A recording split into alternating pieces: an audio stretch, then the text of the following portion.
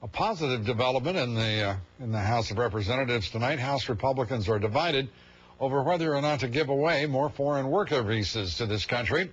Some Republicans are pushing to bring more cheap foreign labor into the country. But here's the good part. Some other House Republicans say that our borders should be secured first. How about that for a development?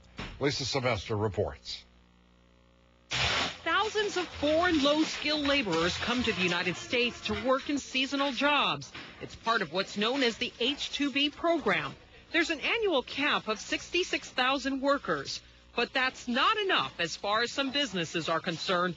They're looking to renew an exemption that in previous years allowed them to bring in thousands more workers than now allowed. I've got seafood processors, crab facilities, shrimp facilities, crawfish facilities that need these temporary workers to come in at peak times. And it's critical. Otherwise, these businesses will fail. The issue has split Republicans, those backing corporate interests and those pushing for tough immigration enforcement.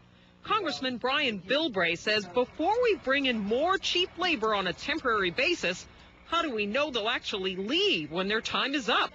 He says there is no adequate worker verification system, and Americans are fed up with illegal immigration and Congress's failure to secure the border. Washington isn't willing to prove to the American people that they'll do the right thing first and earn the trust of the American people on immigration before Washington continues to ask America to trust Washington one more time. The H-2B visa expansion was part of the Senate's failed comprehensive immigration reform bill last year. This year, Democratic leaders are still pushing for changes in immigration law.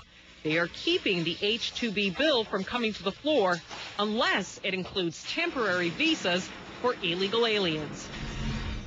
The H-2B visa program has also ignited a debate over whether Americans would step in and do these labor jobs if foreign workers were not brought in. Members of Congress who favor tougher border controls say they would if wages were higher. Lou?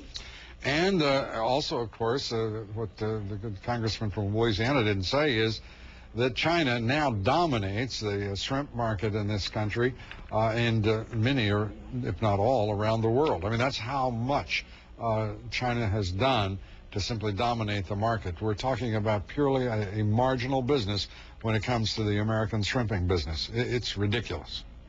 That is indeed the case, Lou. And Representative Bostani is saying that many of these businesses, that they're afraid that they will fail if they don't get more workers. Of course, on the other hand, you've got the Immigration Reform Control Group that they say that this is more cheap labor and more of the same.